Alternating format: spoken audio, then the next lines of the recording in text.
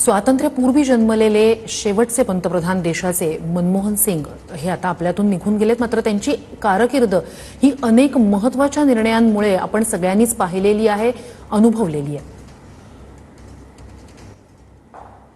त्यांच्याशी अनेक वर्ष जवळून काम करण्याची संधी मिळाली आणि एक सर्वांना समजून घेणारा, शांतपणे सगळ्यांचं ऐकून घेणारा आणि देशहिताचा निर्णय करणारा एक दृष्टा नेता म्हणून त्यांच्याकडे आम्ही आज पाहतो.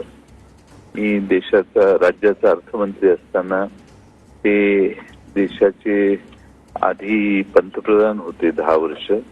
त्या सगळ्या काळामध्ये त्यांनी महाराष्ट्राला तर मदत केली, पण महाराष्ट्राच्या मुंबई शहराच्या इन्फ्रास्ट्रक्चरचे प्रश्न, आज जी मुंबईत मेट्रो दिसते त्याची सुरुवात मनमोहन सिंगांच्या शहराच्या सुधारणेच्या योजना त्यांनी आणल्या. त्यातून ते भारत निर्माण हा कार्यक्रम मनमोहन सिंगांनी देशात आणला आणि शहरांच्या बरोबरच ग्रामीण भागाचा विकास करण्यासाठी त्यांनी प्रचंड मोठी योजना आणली.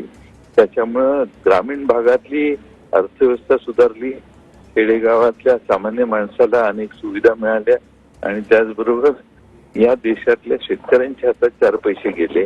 या देशातल्या शेतकऱ्यांची कर्जमाफी करण्याचा धाडसी निर्णय देखील त्यांच्याच काळात झाला, हे आपल्याला विसरता येणार नाही.